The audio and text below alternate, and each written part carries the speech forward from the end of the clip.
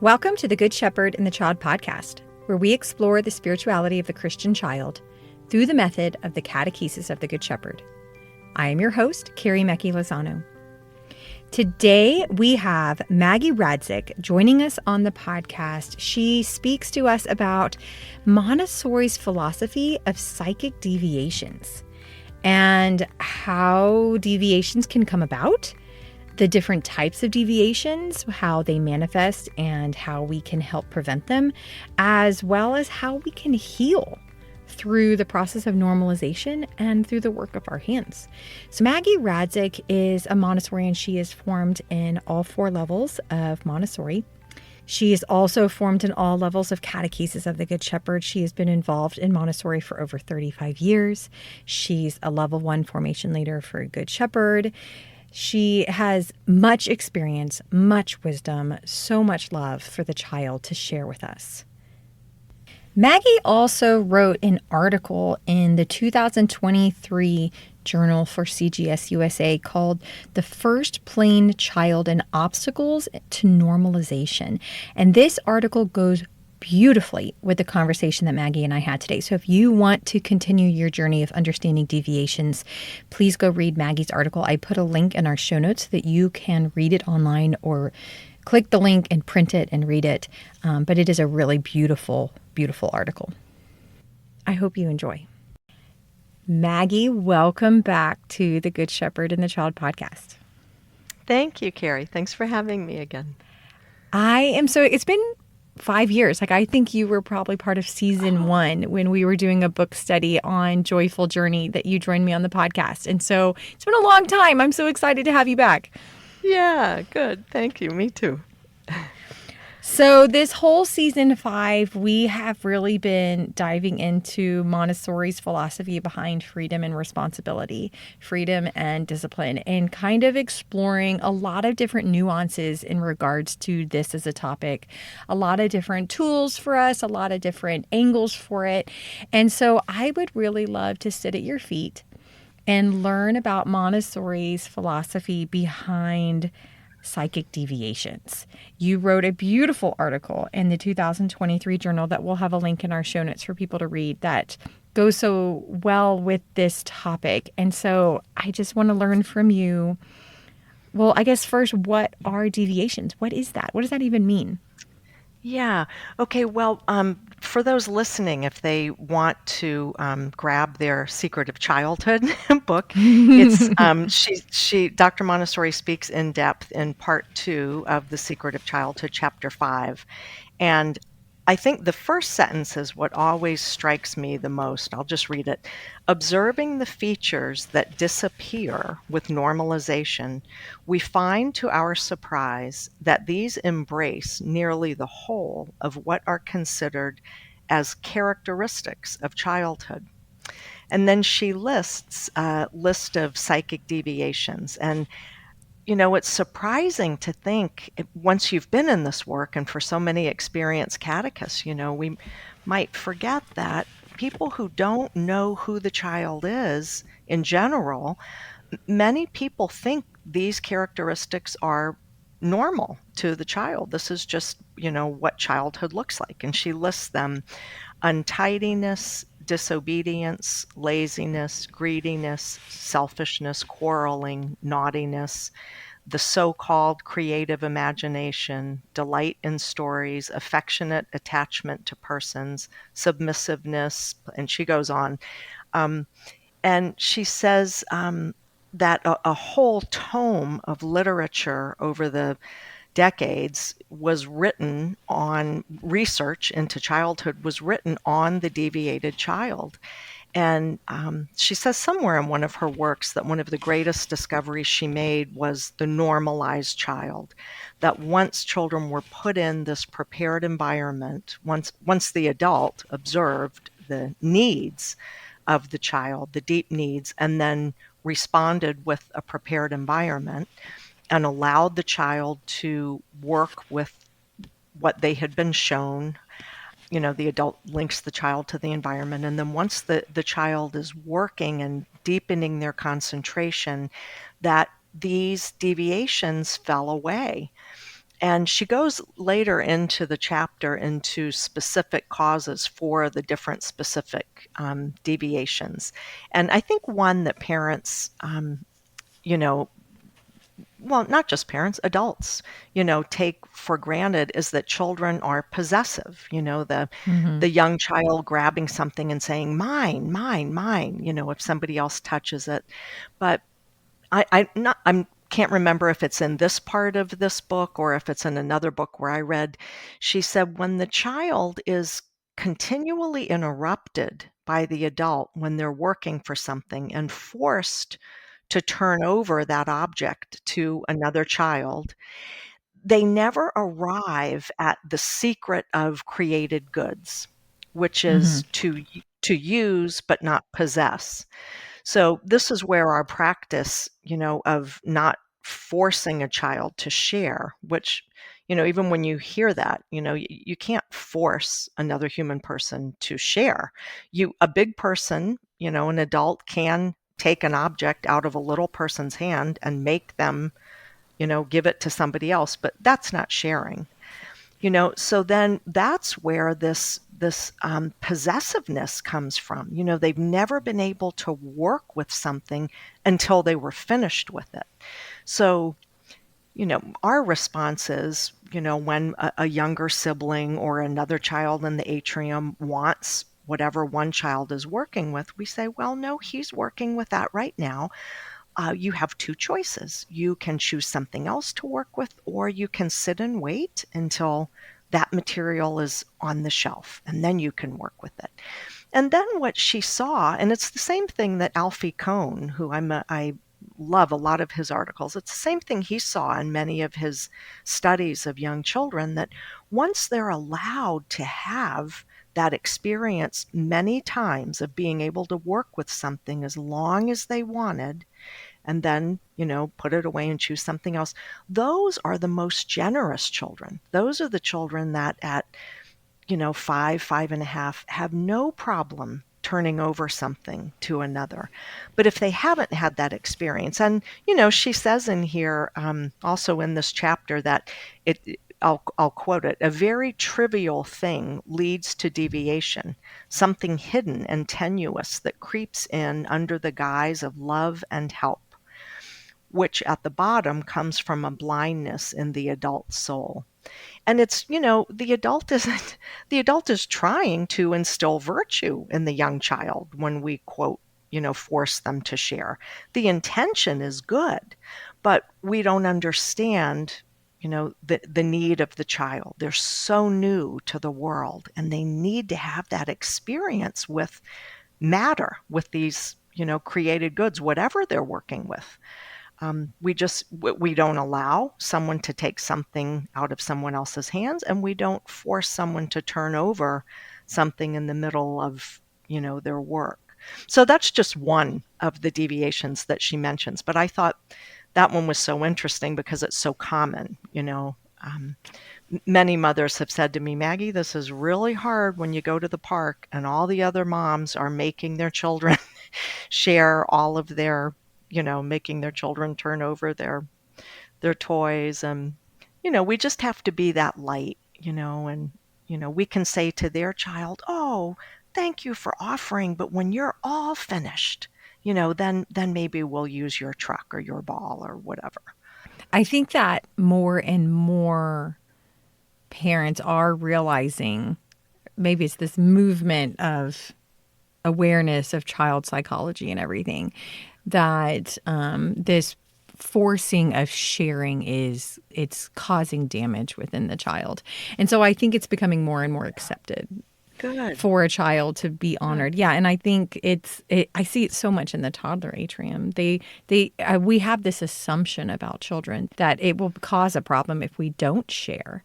But actually, I see the opposite in the toddler atrium. It's almost like they feel secure in the space that, okay, Yes. this item is not going to be, this work is not going to be taken from me before I have been satisfied with it. And they're very easily redirected. It's beautiful. It doesn't cause a problem at all. If anything, I think it saves problems because we honor them in that way. I do too. I see it bring about a trust in the adult. the child trusts them instinctively then that they are here really for my good. They're here to protect me and, to ensure, because they know, unconsciously that that's not the right thing to do, to take something out of someone's hands. I mean, I think when we put it in adult terms, when we think of Mm-hmm. being in the middle of a task and someone coming along and saying, oh, you have to turn that over, right now to, we would say, what? you Yeah. know, Yeah. but the child doesn't know. And that was one of the things she says about the deviations, is that they're defense mechanisms on the part of the child.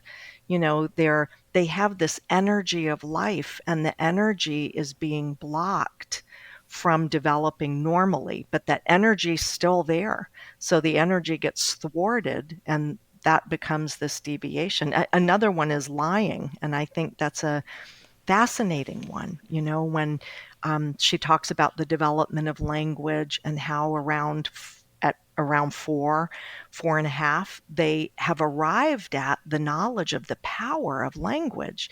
And she says they enter into this phase of the telling of tall tales, or potty language is another, and if the adults approach to the telling of tall tales is, that's not true. That didn't happen. Don't lie to me.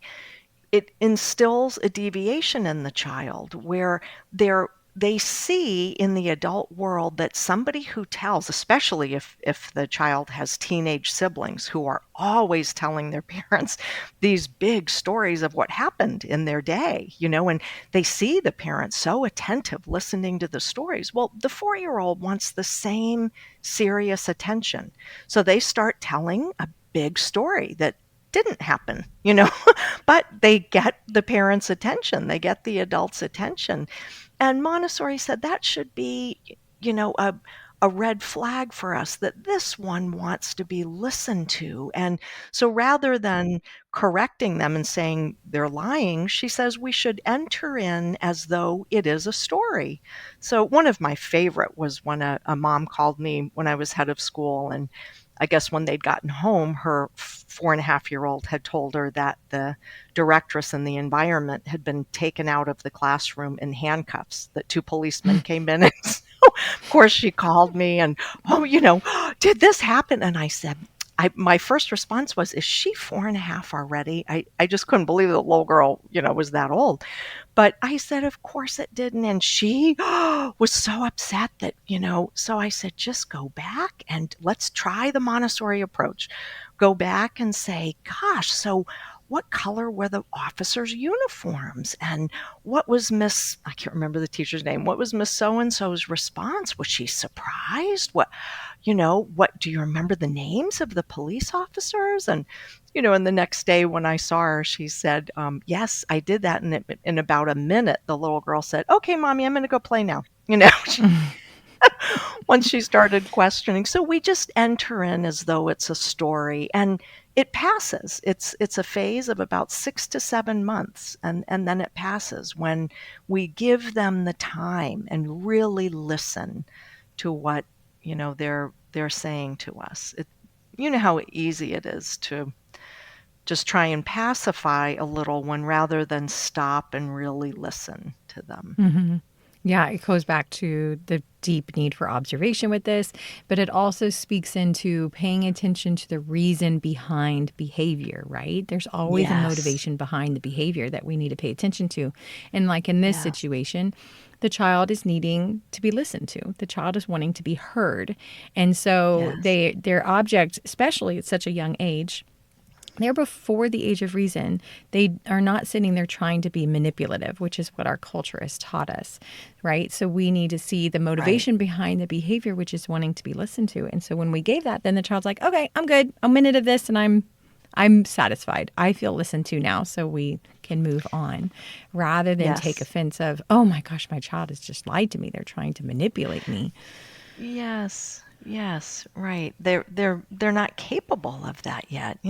That's completely different with an 8 or an 8.5-year-old, but we're talking the young child, the first plane child. Yeah. And another one I think is very interesting is shyness. which Montessori distinguishes from, a more interior, quiet, more melancholic type child who's not a type A out there child. But shyness, she said, is a deviation, an inability to look an adult in the eye, the hanging of the head, hiding behind another adult, excessively. And one of the causes she saw was an adult, either whatever, grandmother, mother, teacher, a constant correcting of the child in front of others, so that the child always feels like they're never doing the right thing, say thank you to so and so, do this, do that. And also talking about the child in front of the child, which is a really common habit that all of us can fall into. We're trying to communicate. We want to share something the child has done for good or for ill.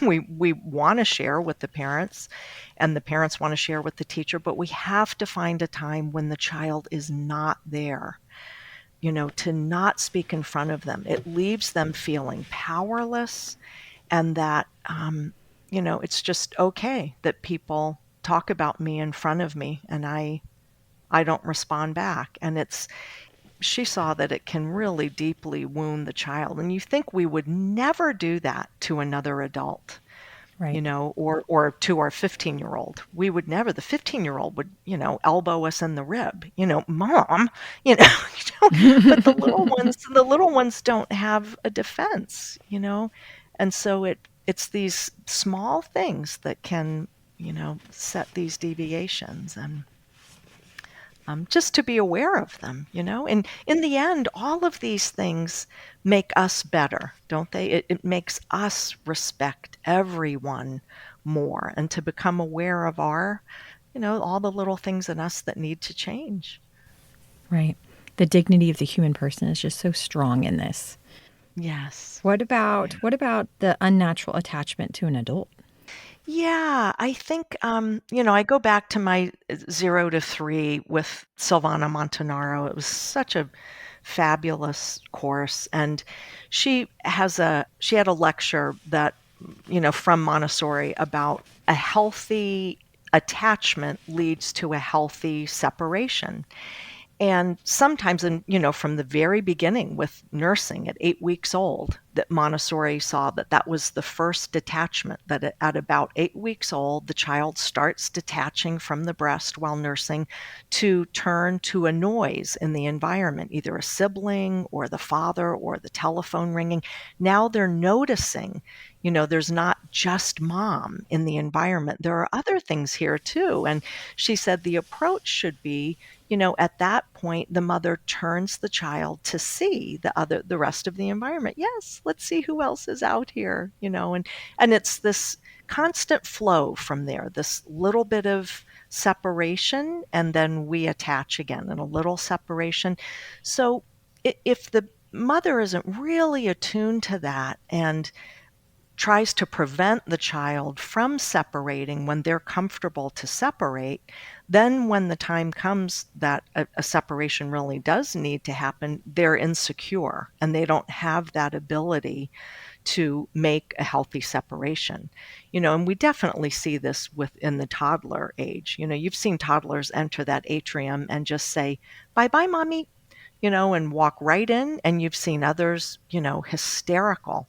And of course, so we don't allow that. We, invite the mother to stay or stay nearby, or, keep coming and visiting, all the little practices that we have to try and help them make a healthy separation. But that one's very interesting because again, it gets back to observation, observing when the child is turning from us toward the outer environment. And our response should be, yes, look, let's see what's out there together. When they first start crawling away, we stay put and we watch, and the child turns and looks back. Then they go a little bit further. They turn, they look back. Yep, I'm still here. We're giving that support that I'm not going away, but you can go away.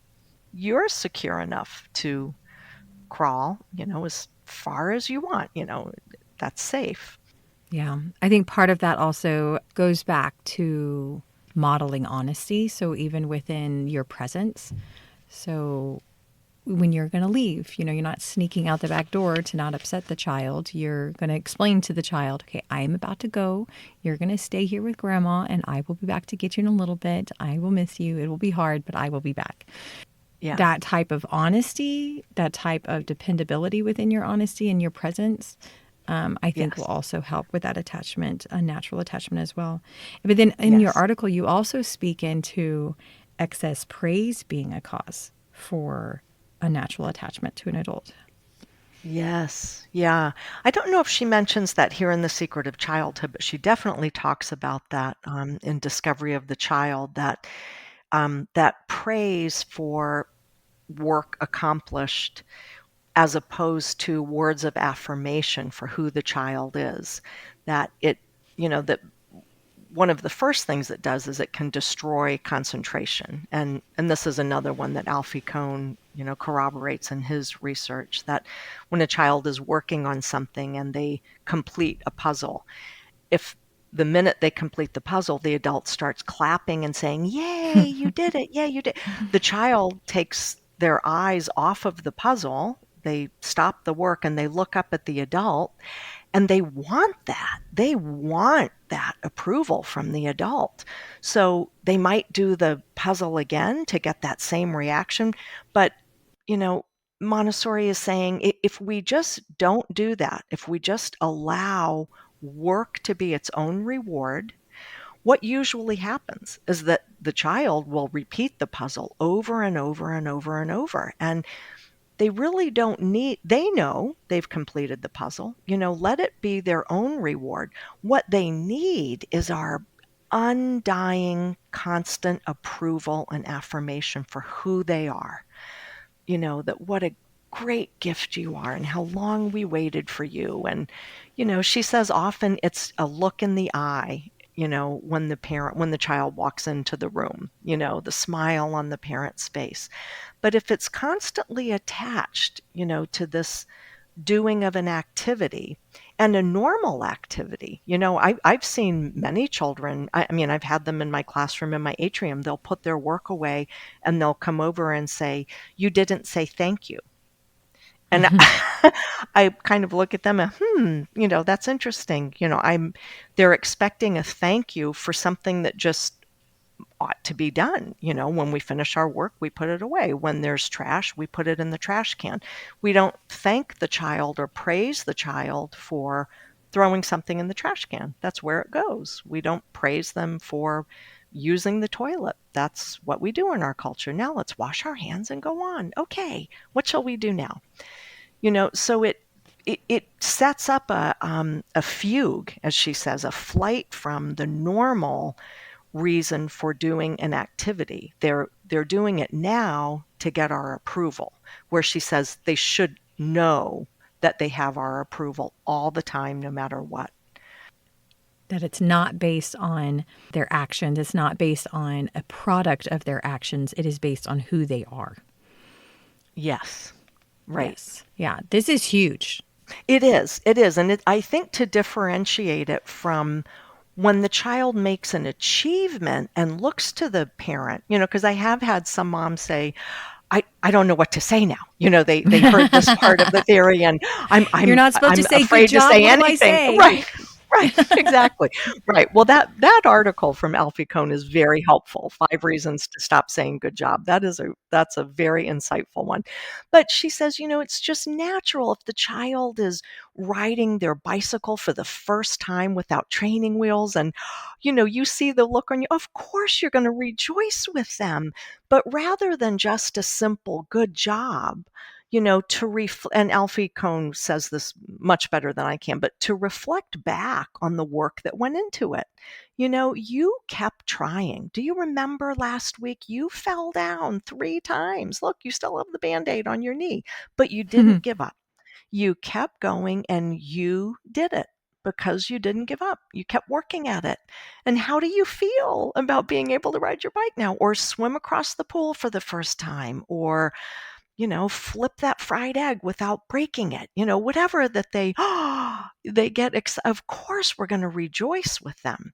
But that's different than, it's really the B.F. Skinner behavior modification that we're trying to avoid, that he believed catch the human person doing something good and praise them for it, and they'll continue doing it. Where what we believe the human person tends to do the good thing anyway. Let them build their own virtue without us putting our stamp of approval on it. Let that become a way of life. Right. Let them be generous with it. And I think that was a fascinating part in one of Cohn's studies, that he found with the children under 6, the ones who were praised for being generous, those were the children who were the least generous when an adult was not there to praise them. Interesting. So the internal motivation was no longer there. They can become completely motivated only by the external motivation. Exactly. And he makes the point that's the exact opposite of what the parent is trying to do. But we've all, in America, B.F. Skinner had a huge impact, and most of us have been raised with the carrot, the bribe, the verbal praise, for all of these things. So it's really something to look at, these practices. Yeah. I'll put a link in our show notes to the 5 reasons to stop saying good job. Good job. Yeah, because it's an interesting, I would love to do a podcast just on that. Yes. But Maggie, tell me, why is it important for us as both catechists and parents and grandparents and all the things? Why is it important for us to understand and pay attention to deviations, specifically in the first plane of development? Yeah, well, because what Montessori discovered is the curing of these deviations is most easily done in the first plane of development.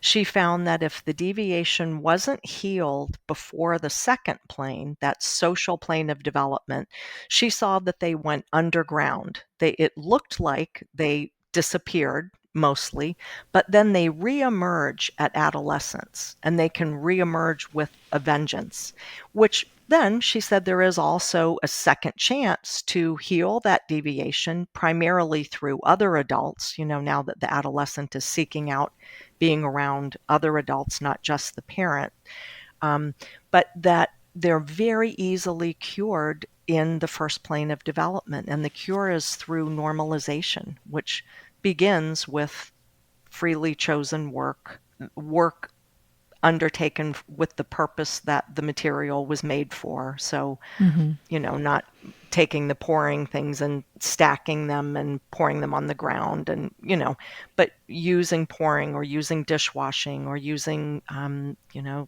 extinguisher cleaning or whatever it is in the practical life activities that bring about that concentration where you see the whole child becoming calm and centered, and they want to do it over and over. And it's, she says it's the path back to psychic health.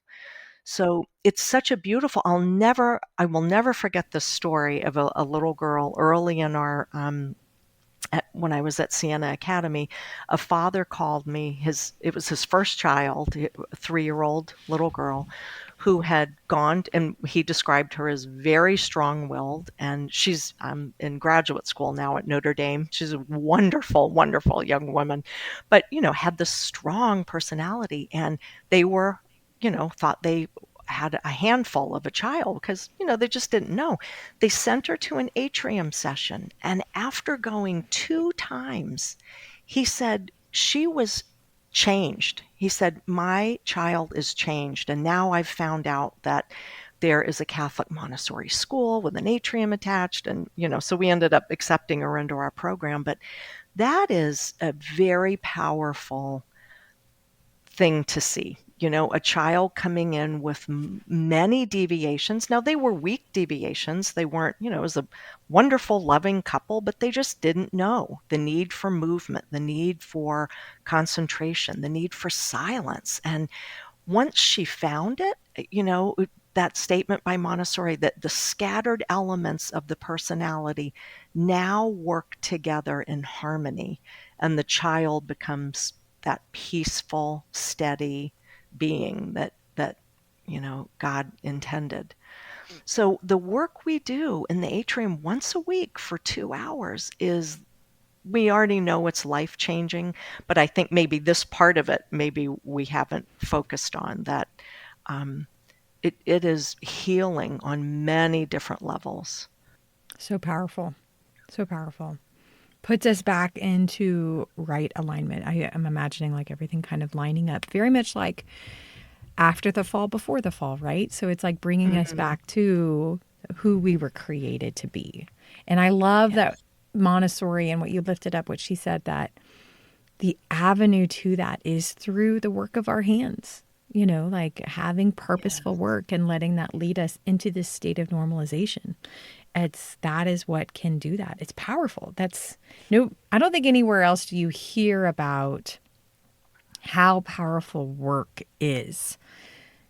And it's just so beautiful the way that it can heal these things. It can cure these deviations. So what about for the adolescent? So you have a child who they had these deviations in the first plane. It went dormant in the second plane, and then they're manifesting again in the third plane. So now they're adolescents. Is work still the cure for them in an adolescent stage?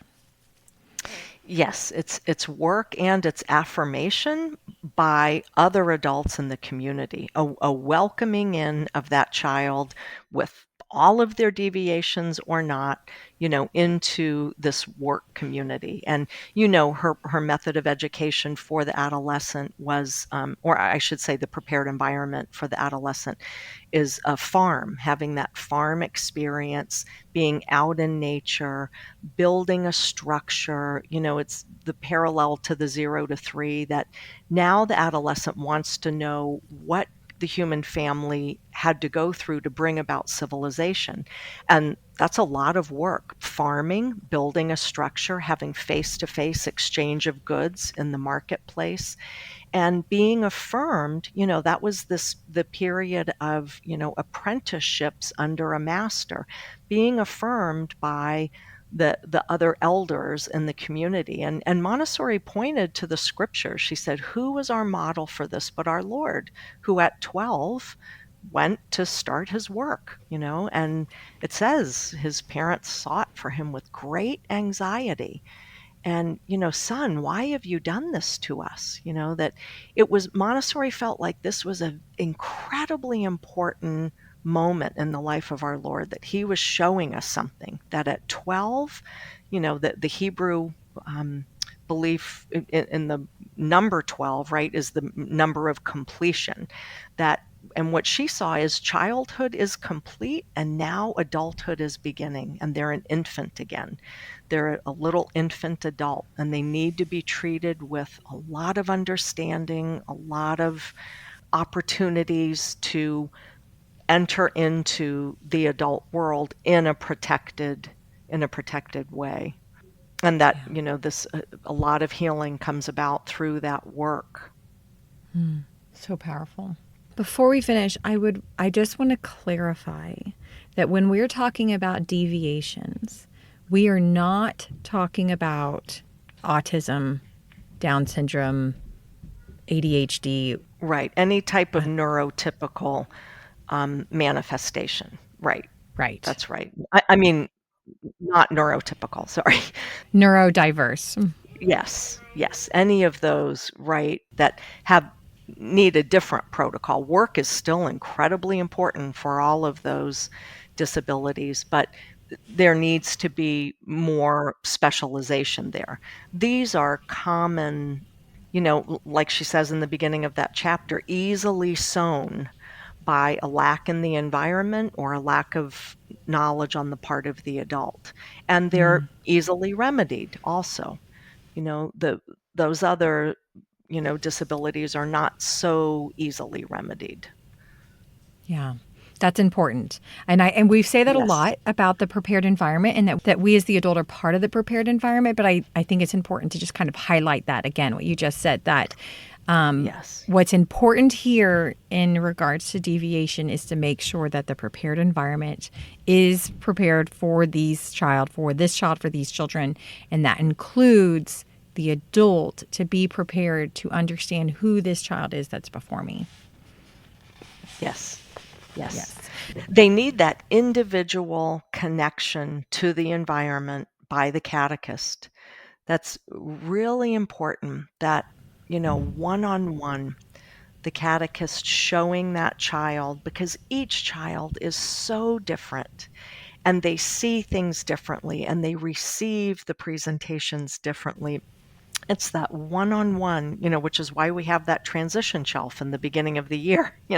It's why we have a shortened atrium session, maybe the first or second time, so that we can start establishing those individual relationships to put the child in touch with the environment, and then we can allow them, to work for as long as they want.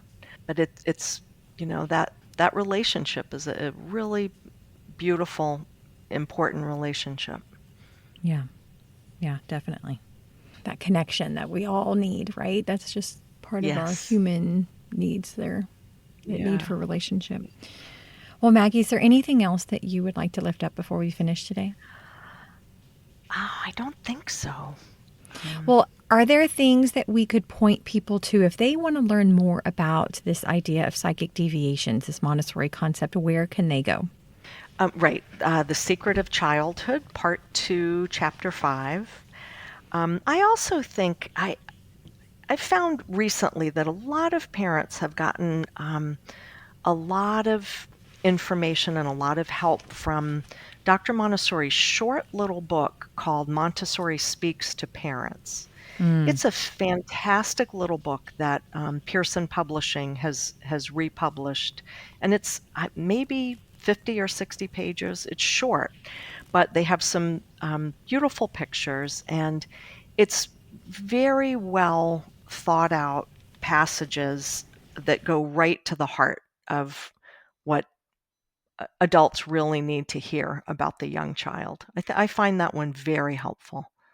Great. I'll put a link to that one in our show notes as well for easy access.